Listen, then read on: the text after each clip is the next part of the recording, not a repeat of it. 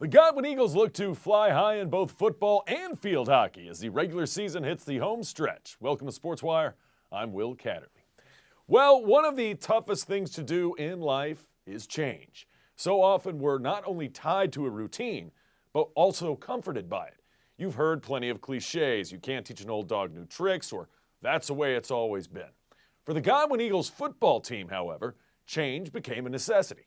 After Coach P.J. Adams' squad was beaten by Glen Allen, he knew his pass-happy Eagles would have to clip their wings a bit and run the football more and play more physical, especially with Hermitage paying a visit.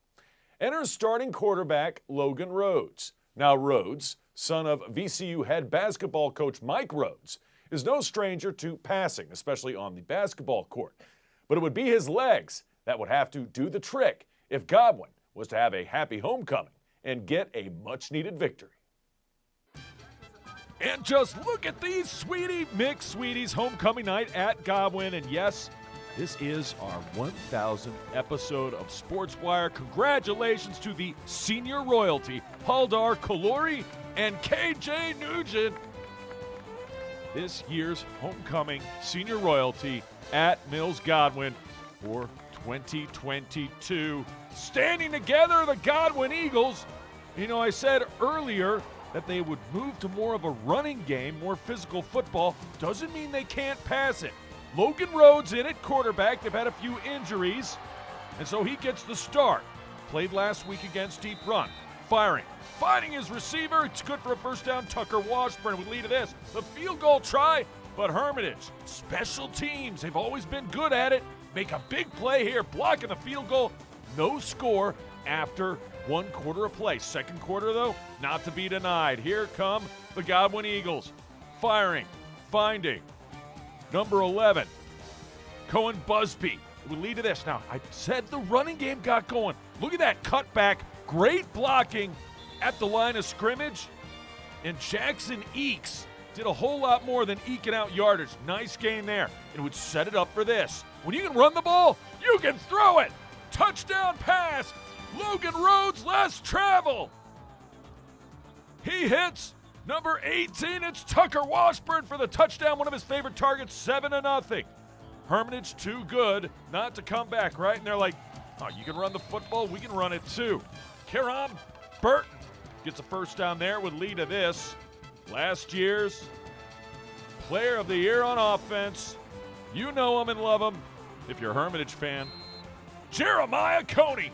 Footlong Coney puts it in the end zone. He finds Pater. We're tied at 7 with 3:02 to go. Later, just before the half, Hermitage to punt. Godwin says, I don't think so. Doink. They get the block. Goes off the ref legs. And then out of the end zone, it's a safety. So the 2-point bucket for Logan Rhodes and that Godwin defense gives them, see what I did there? A 9-7 lead at the half. Second half, Hermitage has been a second half team all year long, it seems. They get off to slow starts, and then they get rolling. First possession of the second half, third quarter action. He will see ya next time. Touchdown. Number 5 doing the honors, Javon Lewis from Burton, and all of a sudden it's a 14-9 Hermitage lead.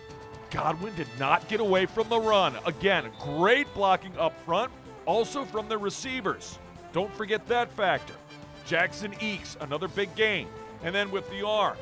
On fourth down, Hermitage turns back Godwin. So Panthers in control with the lead. Godwin's defense came to play as well. Needed to be a team effort, it was. Roman Parham with a stop. And then in the fourth, Godwin forces the fumble, and Jackson Eakes. Great game on offense, but also on defense. All around, he had a terrific one. And then the feet of Logan Rhodes. Less travel. I think he's going to run into me. So I moved back. Sorry, folks. Could have been a better highlight. Touchdown, Rhodes. Eagles. Fly, Eagles, fly. And they take it to the ground. Rhodes, a huge touchdown.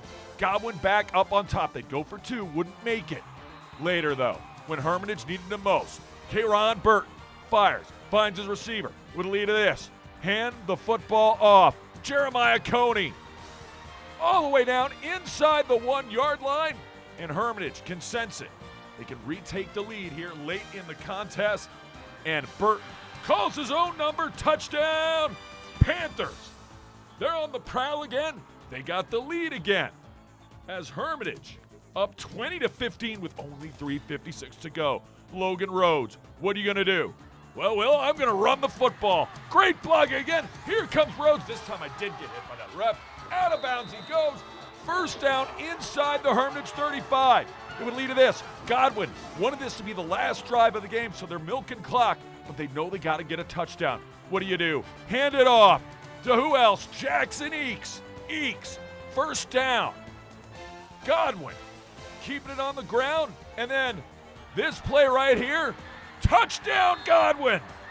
Isaiah, what can Brown do for you? Finds Pater, and the Eagles with the extra point. Cheerleaders are excited. 21-20, 59 seconds to go.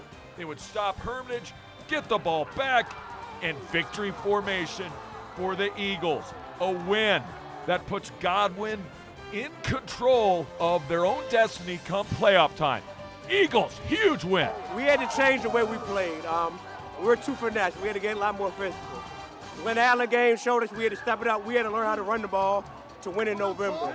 All year, we've been trying to get a win against a very good team. And tonight, we beat a very good team tonight. Man, I mean, it wouldn't have happened without the good blocking. Cohen Busby's block over there in the corner of the end zone. I mean, crazy. Great win. We were dreaming about this game at night. Like, we were thinking about it all the time, man. This was a game. Like, we wanted this so bad. We wanted this so bad. They wanted it, and they got it. Godwin 21, Hermitage 20 is your fun. Meanwhile, just days later, Godwin took to the same field in a battle of field hockey's top two seeds. Number 2 Godwin at home against number 1 Midlothian. The Trojans came in unbeaten, and both teams had solidified their seeding for the postseason. Nevertheless, this game could prove to be an important barometer come playoff time. Let's get this party started back at the home of the Eagles. Godwin, the number 2 seed in Region 5C, Class 5C. Midlothian, the number 1 seed. Could they meet in the playoffs? Well, yeah, in the finals, theoretically. Midlo with a chance early. Oh, that shot just goes wide. We would have plenty of fast and furious action in this one. This was not an ugly contest by any measure. That shot stopped, kick save, and a beaut, and it's no score after one. Defenses ruined the day, not for long. Eagles looking for an opportunity themselves. They were few and far between in the first quarter, but that one, kick save. Midlothian's keeper has to get into the act. Moments later, on the corner, line drive, base hit, but wide. And that would be no score. And then Godwin gets it going finally in front of the net. Keeping it. She shoots. She scores. Reagan Shiflett is shifty with it. She finds the back of the net. And the Eagles, you'll hear more Shiflett later, have a 1-0 lead. That wasn't enough to withstand the mid-low attack, though. Still in the second. Fires. Misses on the ricochet. They get it back. She shoots. She scores. Eva Wolovic gets the equalizer. And we're all knotted up at 1 apiece.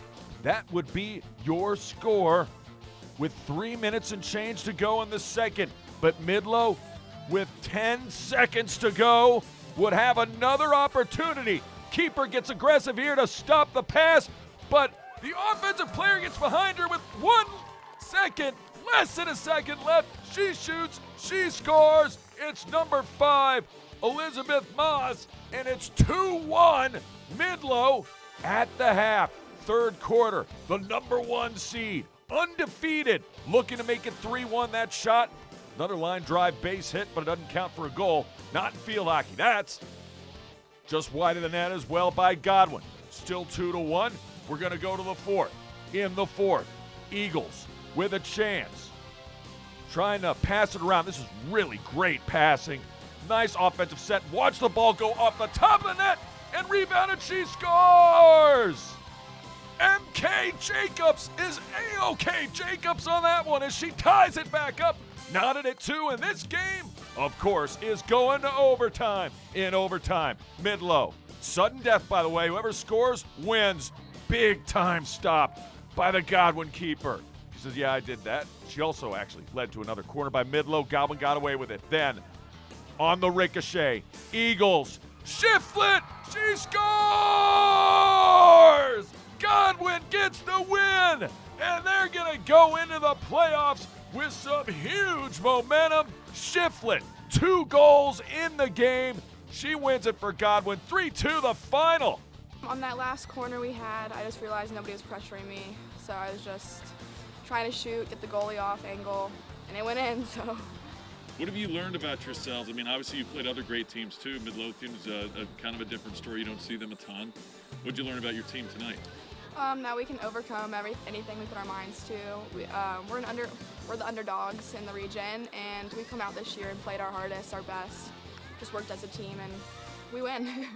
It's back to the gridiron when we return. Varina tries to stay perfect with a little Thursday night football at Henrico. Plus, the Glen Allen girls go for a straight set victory over Freeman on the volleyball court. That and more straight ahead. Todd's a great guy.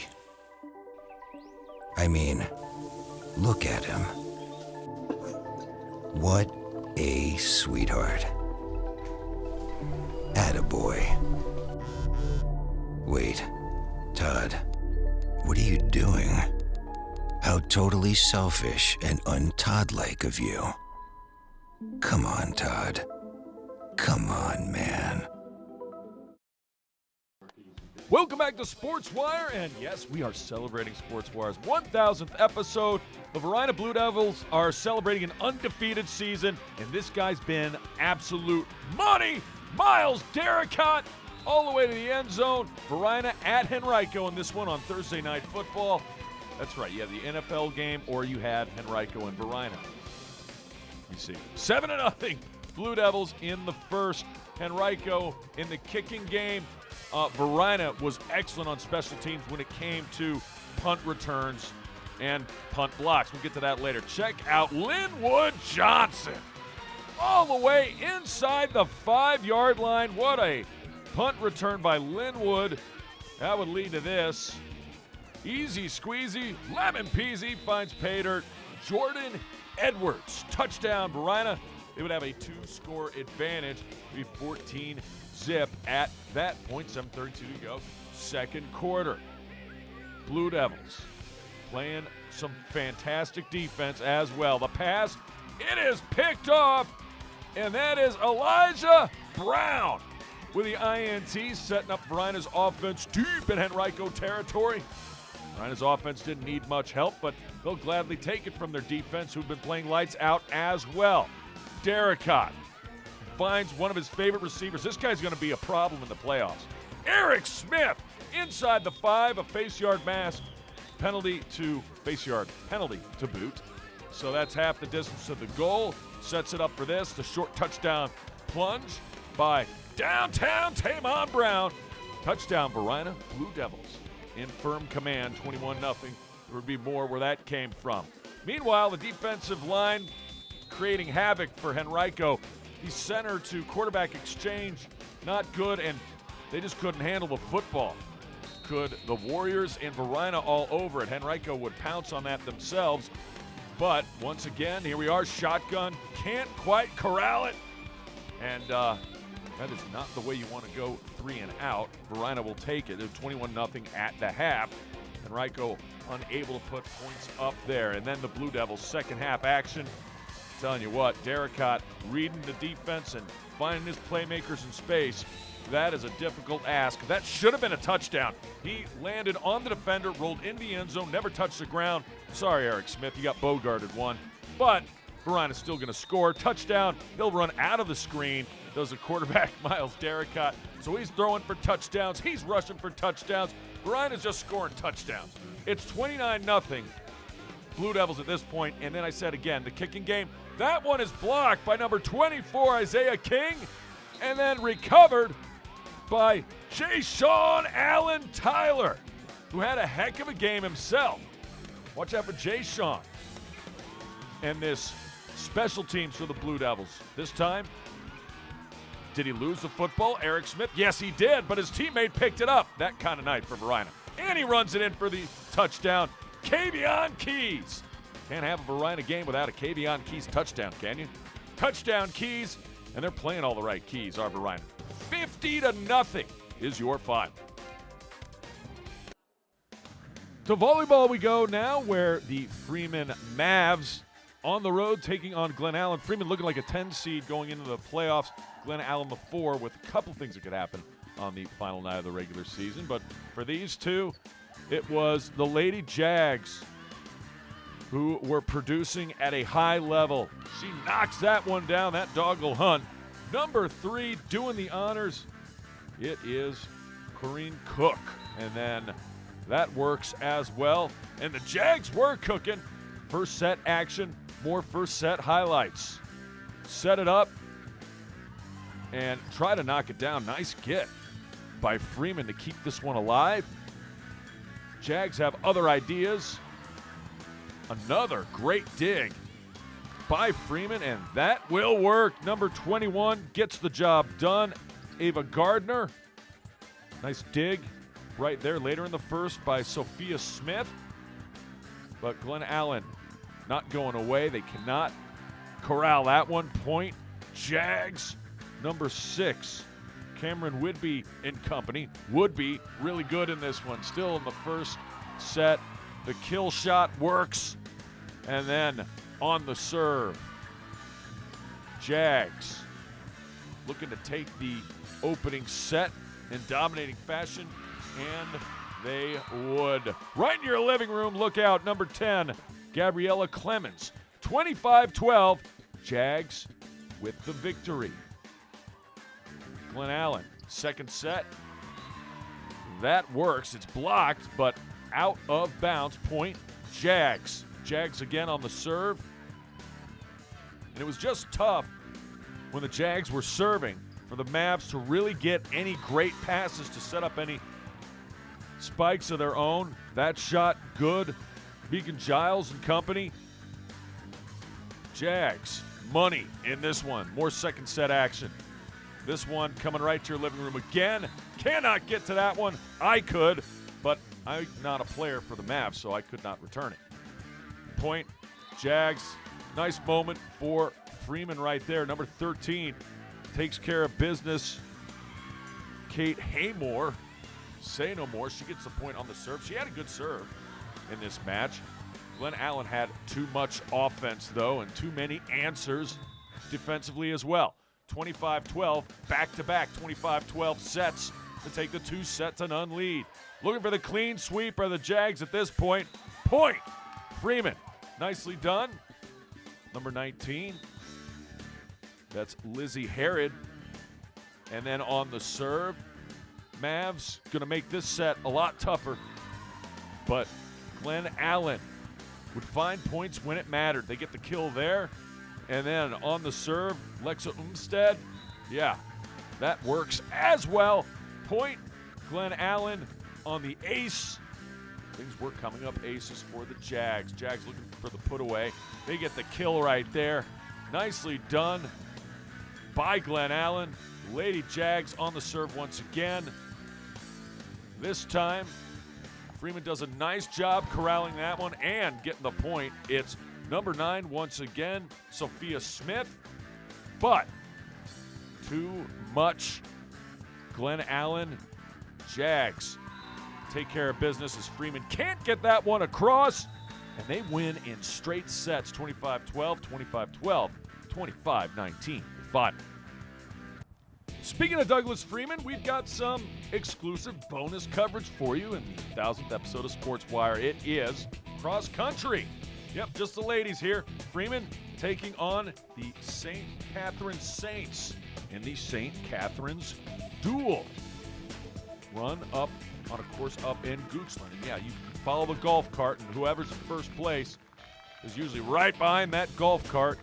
St. Catharines, Madeline Dirador looking really good in this one. She would have a top 5 finish. Matter of fact, she would finish 3rd overall. A couple other Saints runners were up there in the top 10 as well. but the Freeman Mavs did a nice job getting 3 of the top 4. Charlotte Gardner, Avery Edmondson, and Juliet Gardner. Gardner, bookends. And the Lady Mavs getting ready for regionals. We have more football coming up. Freeman looks to bounce back after falling at Hermitage when they entertained Tucker. And Deep Run Guys volleyball play in their home finale against Hermitage. That's next.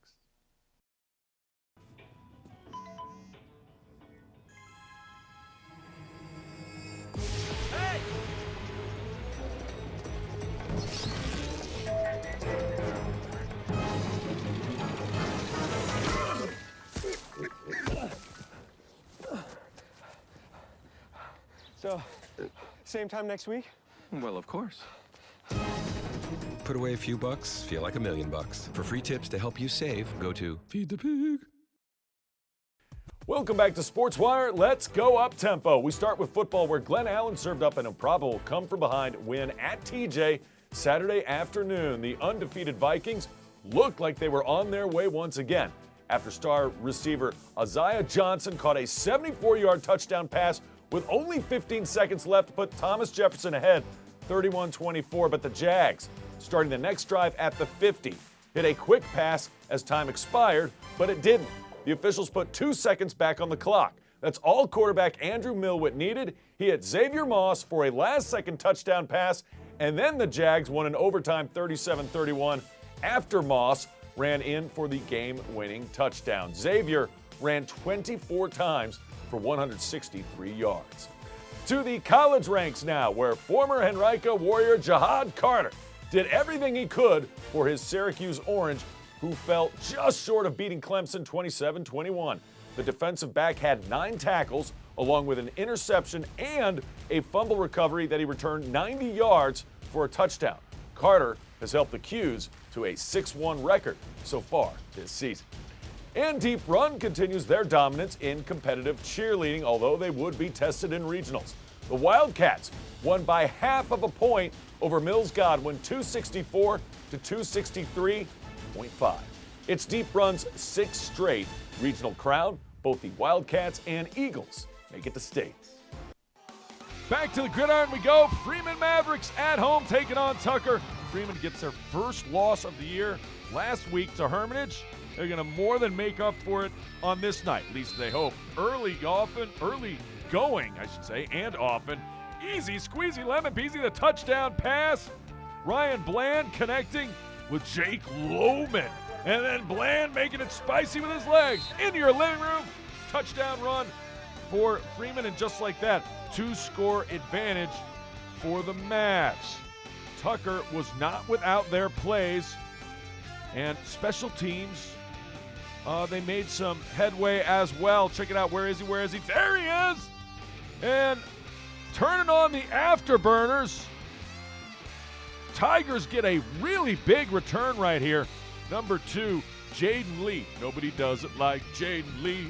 And then Tigers looking for the end zone. You know, teams often do that. They go for the big play after they get a big play in special teams. But it was double covered, and it was intercepted.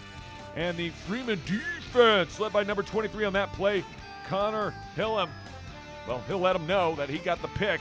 And they actually called that a touchdown at first. The ref's like, oh, wait, wrong jersey. It's intercepted. It would lead to this. Freeman getting their run game going as well. Cole Chishook. And then a 1-yard touchdown plunge. Good for 6. Freeman in command. More Mavs. More Ryan Bland. Guy's got some legs, doesn't he? You cannot stop him. Only hope to contain him. Bland takes it all the way to Pater. He finds the end zone. Touchdown. Mavs in control.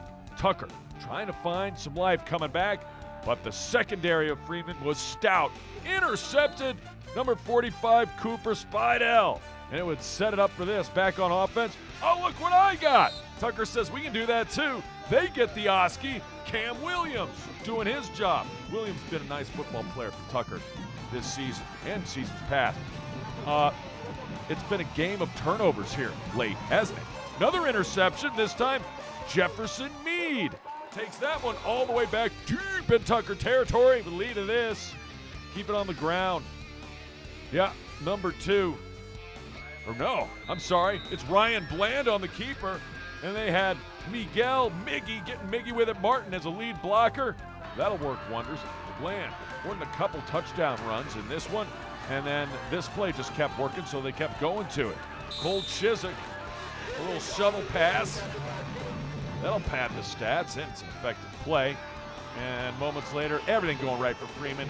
Bland fumbles the ball, then picks it up himself, and then takes it into the end zone. I mean, nothing could go wrong on this night for Douglas Freeman, or could it? Tigers would have an answer to, would just be really late. Check it out. Number 3, it's Cam Williams. Inside the 30-yard line, nice looking little flare-out pass, wide receiver screen, and then this right here. Just jump up and go get it. Receiver does just that, and then he pushes inside the 5-yard line. It would lead to this. Quarterback keeper, touchdown Tigers. Dom Harris. Not dominant in the game, but dominant on that play. Tucker scores, Freeman wins. 35-6, your 5. And, of course, the other Henrico game we mentioned earlier, Glen Allen, in dramatic fashion, takes down TJ. TJ's first loss of the year, 37-31.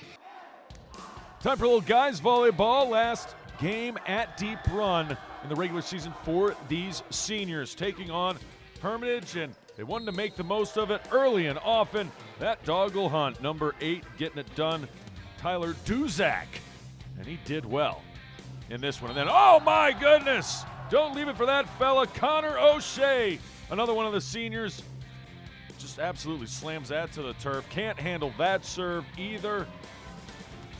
Duzak was serving up doozies in this one. Herm, that's blocked at the front of the net. Number 11, number 3 combined. We'll give that one to Will Schwab.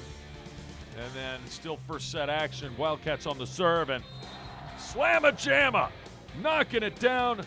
Makari Chikilo, and then Chikilo goes high-low with an ace. And then watch the team, they're gonna run around him. I don't know. 25-8. Every celebration is different, right? Each their own. Wildcats win the opening set. Hermitage almost gets a nice looking point right there. And actually, yeah, they do on the double hit. Point, Big Herm, who looks to be a 10 seed going into regionals. Wildcats, a 6 if everything holds serve. Speaking of holding serve, Wildcats doing more than holding their own. Again, Schwab taking care of business every day, taking care of business anyway. And then, yes, the congratulation. It's Duzak again, and then Chikilo, high-low, knocking it down. He's a senior as well, 25-12. Easy squeezy lemon peasy. Did you see how that serve just died? My goodness gracious. Amazing job. Wildcats, they got some players that can serve, including Tyler Duzak. And then, how about this? Hermitage comes to the party. Number 7 getting it done. Silas Green on the action. Hermitage again on the serve.